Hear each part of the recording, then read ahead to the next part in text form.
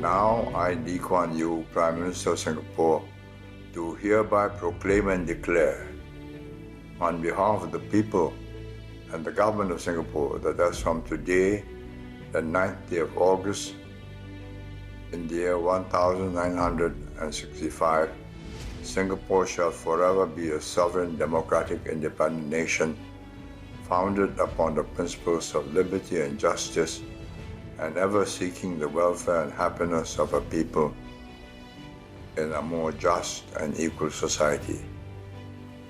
Signed, Lee Kuan Yew, Prime Minister of Singapore, and dated the 9th day of August, 1965.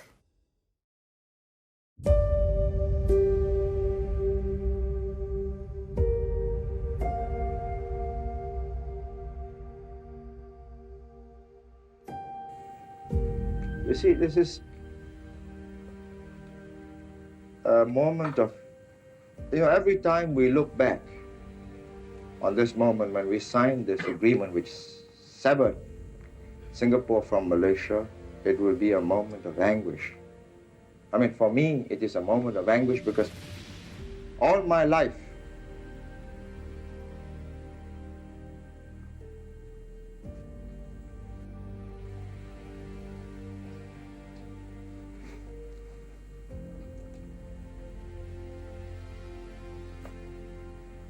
you see, the whole of my adult life,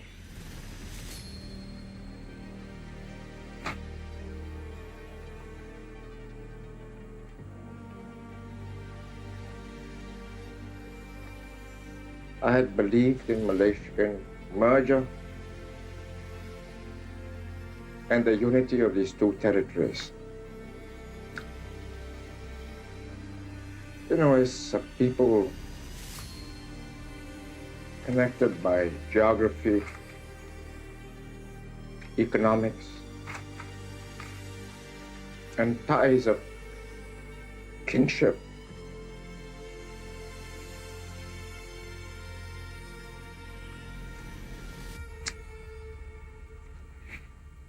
would you mind if we stop for a while?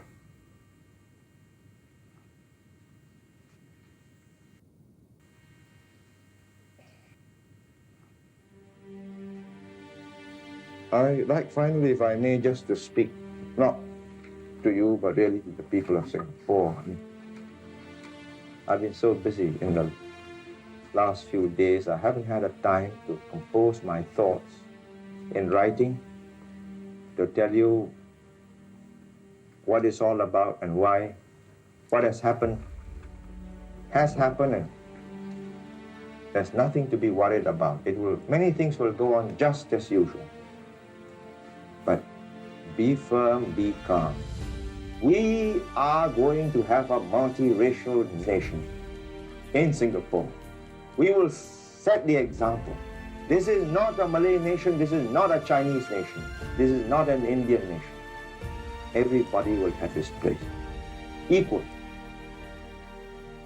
Language, culture, religion. And we will carry on helping the Malays, as we promised to do.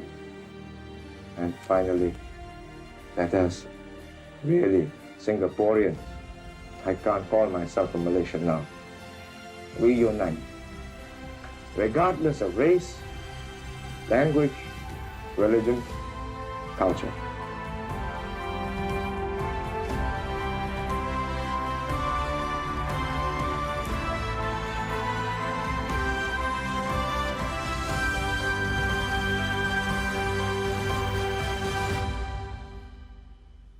My fellow Singaporeans, 60 years ago, Singapore became forever a sovereign, democratic, and independent nation, as you just heard Mr. Lee Kuan Yew declare in the Proclamation of Singapore. We didn't intend to become independent. We were not meant to exist as a country. Up to that fateful moment, the prevailing conviction amongst our founding leaders and pioneer generation alike was that Singapore had to be part of Malaysia. We were simply too small, too exposed, too vulnerable to stand on our own. But circumstances forced our hand. We had to summon the resolve and will to survive as an independent nation. Looking back, we can see just how precarious our position was. At many points, history could have easily taken a darker turn. Yet, against all odds, we made it. This is what makes SG60 so significant. Not just that we endured, but that we prevailed and prospered when few believed we would even survive. More than once, we ourselves feared we might not pull through, but we did not falter. We overcame every challenge, from racial strife and the British pullout, to economic crises, terrorism, and global pandemics. Each time we picked ourselves up, learned from our setbacks, and found the strength and will to carry on. Above all, we stood together, even when powerful forces tried to pull us apart. Through trials, tears, and tribulations, we built a nation strong and free. We built a home for all, regardless of race, language, or religion. Now at 60, Singapore stands at another fork in the road. 3 months ago, I spoke about a changed world. Since then, the situation has grown graver. New conflicts have broken out. Geopolitical tensions have deepened. Barriers to trade are hardening, and protectionist sentiments are worsening. To put it bluntly, the global order that enabled Singapore to thrive for decades is unraveling before our eyes. This is the world we must now navigate, one that is more contested, more fragmented, and more volatile than before. Difficult times lie ahead, but we are not going to throw up our hands in despair. We will overcome our new challenges, and we will do so in our own way. We will shape the future we want with our own actions. In the recent general election, Singaporeans made a considered and clear choice. You chose the team you believe can best steer Singapore through this turbulence. Your wisdom and trust give my government the political assurance to act boldly and the confidence to lead with conviction. And that is exactly what we are doing. We expect the global economy to remain troubled for some time. Businesses everywhere are holding back on expansion and new investments. So far, our economy has been resilient, but the outlook remains highly uncertain.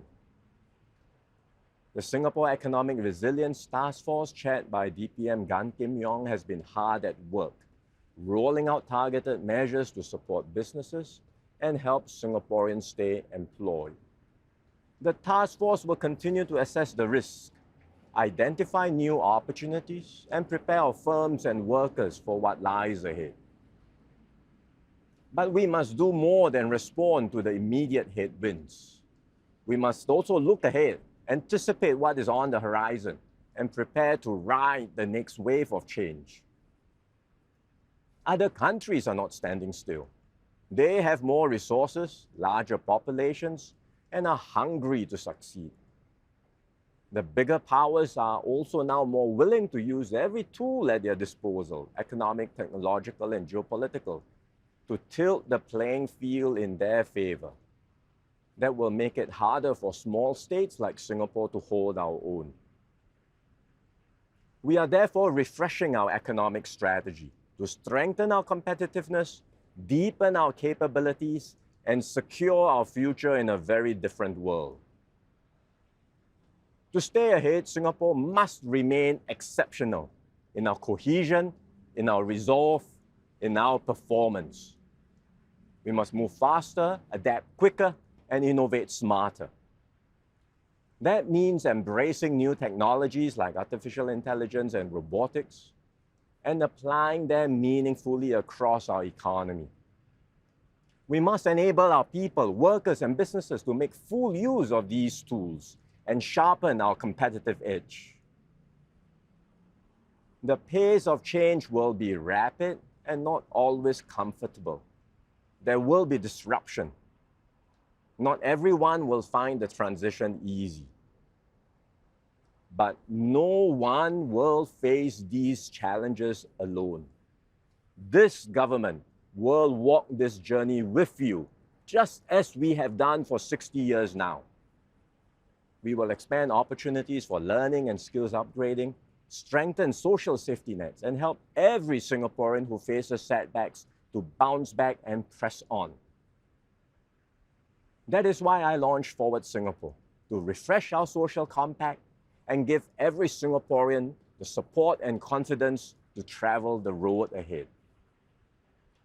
We have already introduced new policies like the Skills Future Job Seeker Support Scheme to help those who lose their jobs get back on their feet.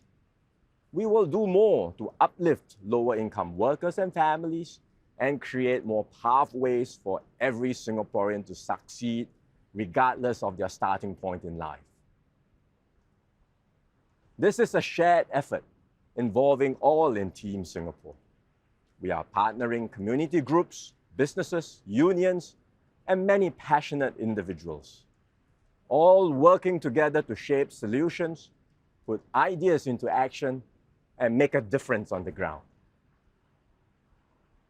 This ethos of mutual support and shared responsibility is crucial because Singapore's future must be built by all of us together through our actions, our compassion, and our willingness to lift up one another. And at the heart of all this is our Singapore spirit, our deep sense of solidarity and shared purpose. As a small nation, we cannot afford to be divided. Our unity has always been our source of strength. When we stand together, there is nothing we cannot overcome. We may come from different races, speak different languages, and hold different beliefs. But we are bound by something deeper, a shared commitment to one another and to Singapore. This is the faith that has sustained us these past 60 years. Faith in ourselves, in one another, and in the promise of Singapore. It gave us the strength to build a nation from scratch. And this same spirit will be even more vital in the years ahead as the pace of change quickens and the world becomes more uncertain. I am speaking to you from the Padang, a place rich in history and meaning for Singapore.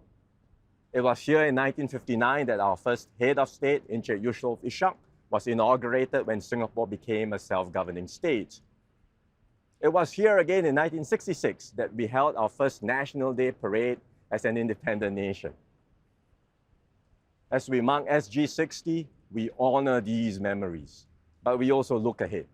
And that's why we will be holding a special exhibition at the Orchard Library to invite Singaporeans to reflect on our journey and to share our hopes and dreams for our future. The exhibition has started welcoming students. Later this month, it will open to the public. In the exhibition, you will see a collection of ground-up aspirations and wishes, each one reflecting a vision of what Singapore can be. Let us turn these dreams into reality and bring our hopes to life in our homes, in our schools, and in our communities. In 60 years, we have gone from third world to first, not through luck, but through sheer determination, resilience, and unity. Now, as we stand on the threshold of a new chapter, we must draw strength from our past and press forward with confidence. Together, we will secure a brighter future for ourselves, our children, and generations to come. Happy National Day, Majulah Singapura.